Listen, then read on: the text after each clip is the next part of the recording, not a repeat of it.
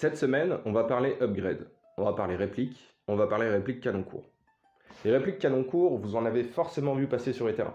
Généralement, cross rabattable, encombrement réduit, assez classique en CQB, mais une fois upgrade, on peut très bien les utiliser en forêt. Quand on fait des modifications sur une réplique qui possède un canon court, il y a quelques ajustements qu'il va falloir faire à l'intérieur de la gearbox, notamment sur une pièce qui est malheureusement assez souvent négligée, mais qui a un effet de levier énorme quand on utilise des répliques à canon court.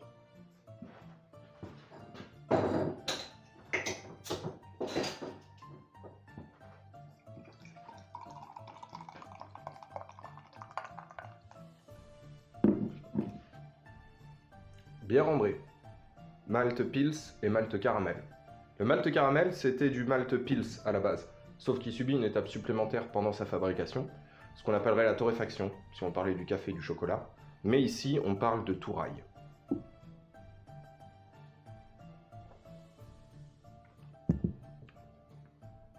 Ouais, vraiment des notes de caramel bien prononcées, une bonne sucrosité, je pourrais en parler pendant des heures. Et vous n'êtes pas venu pour ça.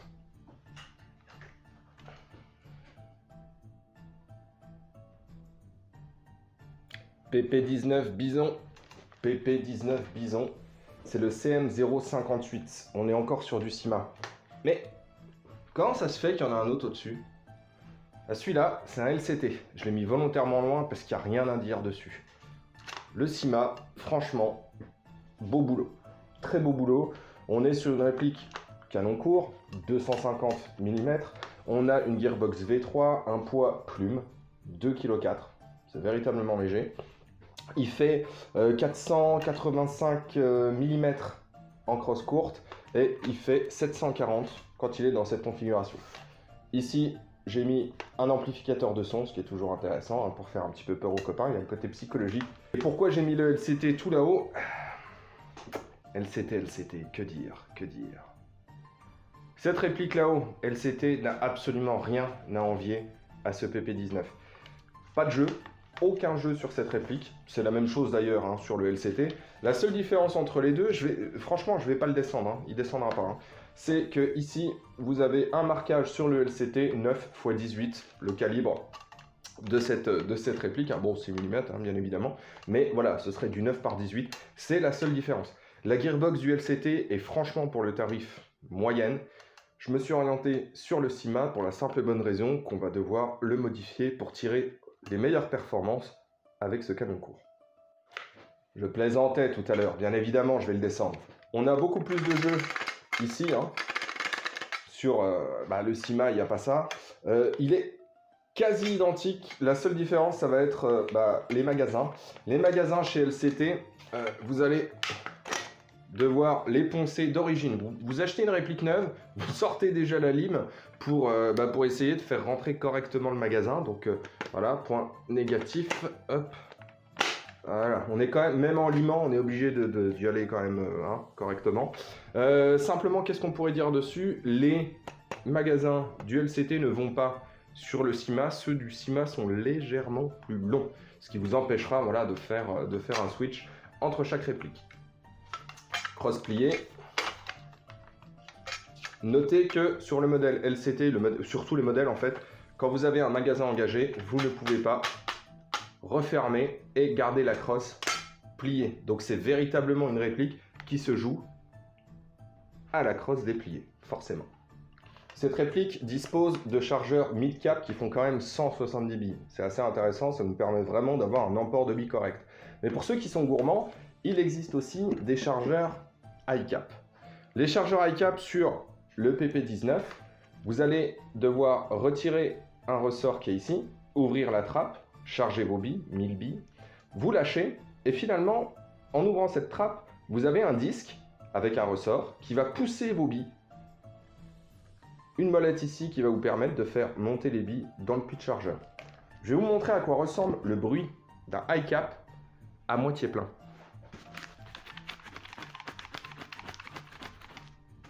Ça ne fait aucun bruit. Sur celui-là, j'ai fait une petite modif, on en fera un tuto ensemble, en modifiant le ressort pour compresser parfaitement les billes, ce qui fait que là, il est censé y avoir 500 billes. Les 500 billes ne bougent pas dans leur logement. C'est ça qui est super intéressant. Le petit PKA qui permet voilà, de viser les deux yeux ouverts. Il n'y en a plus sur AliExpress, hein, c'est Covid. Donc du coup, bah, c'est très compliqué d'être réapprovisionné. Même chez Alibaba, c'est très compliqué aussi. Donc dès que j'aurai un lien fiable, je le mettrai dans la description. Donc on va voir ce qu'on a mis en interne. On va changer de mode de vue et on va regarder ce qu'il y a dans la gearbox. Finalement, en interne, il y a quoi? En interne, on a moteur SHS High Torque, ressort M85, gear 12.1 SHS, toute la pneumatique est SHS. Ce qui est intéressant, c'est le guide ressort. Le guide ressort, il est sur roulement. Gardez-le dans un coin de votre tête. La tête de cylindre est aussi sur roulement. Il faut aussi garder ça dans un coin de votre tête. Ça me permet de sortir une réplique à 352 fps. 1 joule 1. On est vraiment à la limite pour du CQB, pour pas avoir de distance d'engagement. Et on va voir la pièce la plus importante qui a été dedans. J'en ai pas parlé, il s'agit du cylindre. La gearbox que j'avais n'était pas du tout une gearbox d'origine. Cette réplique-là, moi, je l'ai achetée d'occasion, comme 90% de toutes mes répliques. Simplement, c'était un cylindre plein. Et c'est ça le problème. Cylindre plein, avec un ressort M85, on sortait à 290 fps.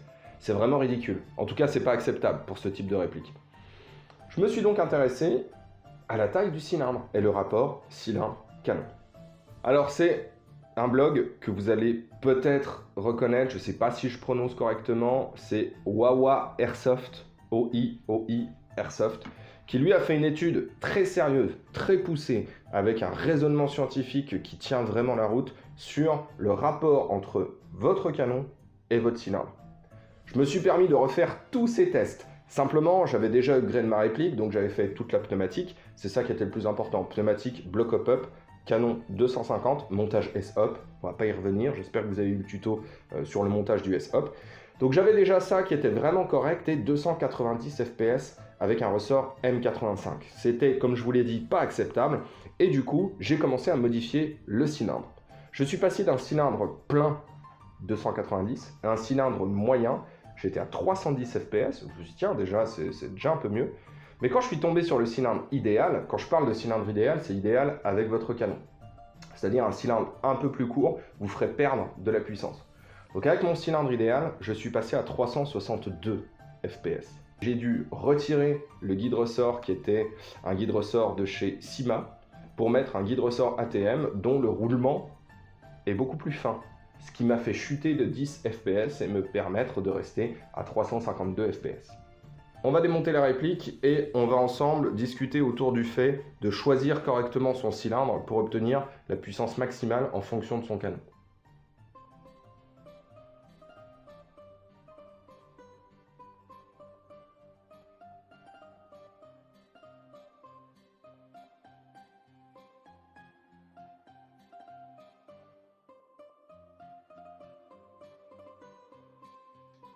C'est parti. Alors, nous voilà installé mon ressort M85, donc très souple, hein, comme on voit non linéaire, donc plus souple au même tarage, M85, et on voit ce fameux cylindre qui est percé. On va commencer avec le cylindre plein canon court. Quand on a ça, notre piston est en position arrière et on attend que Bambi arrive. Dès qu'on va presser la queue de détente, on va partir du coup d'une vitesse 0 à une vitesse maximale quand notre piston vient frapper la tête de cylindre. Imaginons qu'on ait besoin d'un tiers de volume pour faire sortir notre bille. On presse la queue de détente, le piston avance et hop, notre bille est déjà sortie. On a donc utilisé un tiers du cylindre, et donc c'est un tiers avec la vitesse de piston la plus faible. C'est pour ça qu'on aura une vitesse de bille faible. Pour canon moyen, il va se passer la même chose, on a toujours besoin d'un tiers d'air pour faire sortir notre bille. Mais comme il y a un évent, notre piston va partir, l'air, comme c'est un fluide, va sortir par là où c'est le plus simple, donc il sort par les vents, et une fois que c'est obturé, on va commencer à pousser notre bille. On a toujours besoin d'un tiers, notre bille est sortie. Mais là, on a utilisé un deuxième tiers avec une vitesse de piston plus élevée. On augmente comme ça notre vitesse de bille en sortie de bouche. Quand on arrive sur notre cylindre idéal, c'est la même chose. On presse la queue de détente, et hop, on va utiliser le dernier tiers, le tiers avec le piston qui a la plus grande vitesse, et c'est pour ça que ça augmente de manière significative notre vitesse de bille en sortie de bouche et donc notre puissance. Utiliser un mauvais cylindre sur une mauvaise taille de canon réduit les performances de la réplique. Le guide roulement, ça permet de faire une sorte de cale de puissance. C'est pour ça qu'avec un M85, je développe cette énergie en sortie de bouche. Malgré tout, le CIMA était trop épais. Donc j'ai dû changer mon guide ressort en le laissant sur roulement, mais j'ai choisi un ATM avec un roulement qui est beaucoup plus fin. Ça m'a fait perdre 10 FPS et j'ai pu ainsi rester dans les clous 352 FPS. Je vous propose de remonter tout ça et on va faire des tests de tir. C'est parti.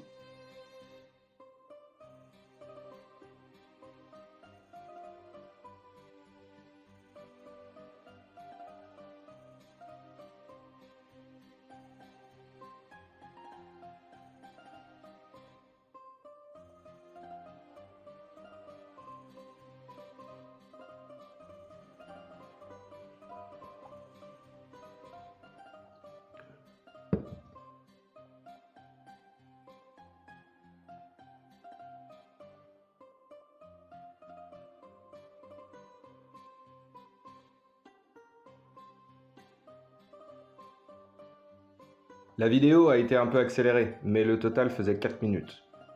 Alors, la réplique a été remontée, l'hypo 7.4, j'ai mis les lunettes, on va faire du semi. C'est pas mal, mais il y a quelque chose que je voulais vous montrer, et on en parlera dans une prochaine vidéo.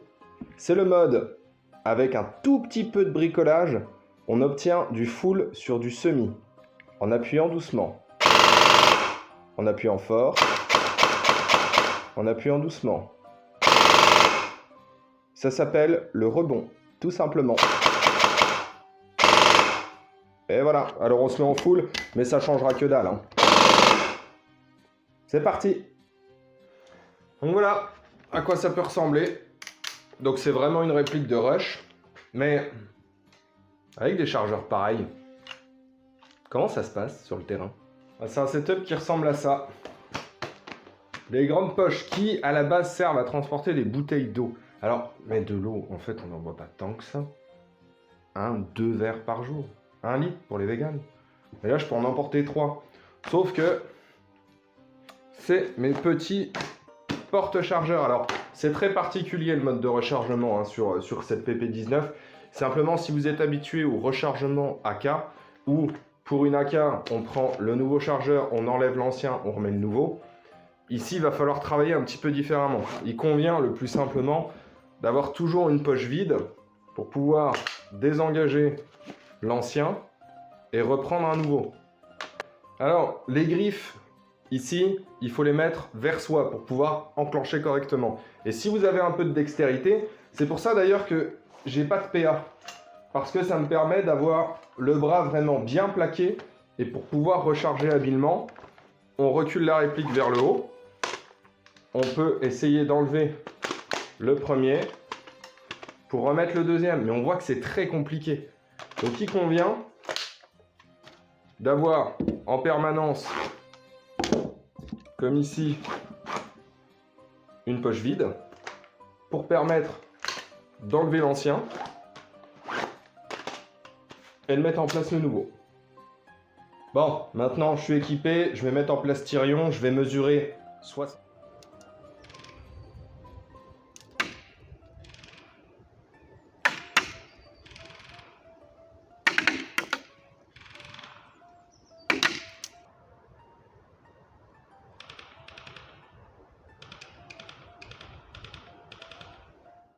Voilà à quoi ça ressemble, PP19 Bison. Donc on voit qu'à 60 mètres, on est vraiment en fin de course.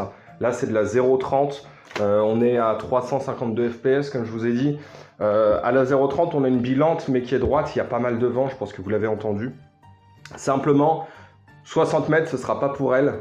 En même temps, elle n'est pas faite pour. On va rester sur du 50. Du 50, j'ai pas pris le temps de faire le test de tir, parce que si je touche à 60, bah, à 50, je touche forcément. Voilà, c'est des engagements mid-range, une quarantaine de mètres, ça permet de faire du rush, c'est une réplique qui est légère. Un peu au niveau de l'emport, quelques points de détail qu'il va falloir s'entraîner avec les fameuses poches qui permettent d'emporter les chargeurs. Sur le côté, pas de PA. En mettre un, honnêtement, avec la taille de ces poches-là, Si on veut avoir une forme compacte, on va être gêné par le PA et compliqué de le sortir à ce niveau-là. Ça va être, il est franchement trop loin pour moi, donc c'est pour ça que je laisse cette réplique à 350 fps, donc 1 joule 1, pour pouvoir jouer partout sans aucun souci. Finalement, choisir le bon cylindre, pour vous remémorer un petit peu, avec un cylindre plein, j'étais à 290 fps, un cylindre moyen, j'étais à 310, un cylindre idéal, j'étais à 362. J'ai dû changer le guide ressort qui était sur roulement pour en prendre un petit peu plus fin, pour rester en dessous des 1 joule 1. Ça sert véritablement à diminuer la puissance de votre ressort, donc augmenter la durée de vie de votre réplique, diminuer le son du choc. J'ai mis un amplificateur de son, donc voilà, c'était vraiment pas pour ce but-là. Mais simplement, pensez bien que votre cylindre est hyper important quand vous faites une upgrade canon court. Les répliques canon court, il y en a d'autres, hein. PP19 Bison, voilà, moi je voulais le présenter. C'est assez rare de le voir sur les terrains. On verra ensemble une AKSU avec quelque chose de légèrement différent. Toujours canon court, mais petite surprise.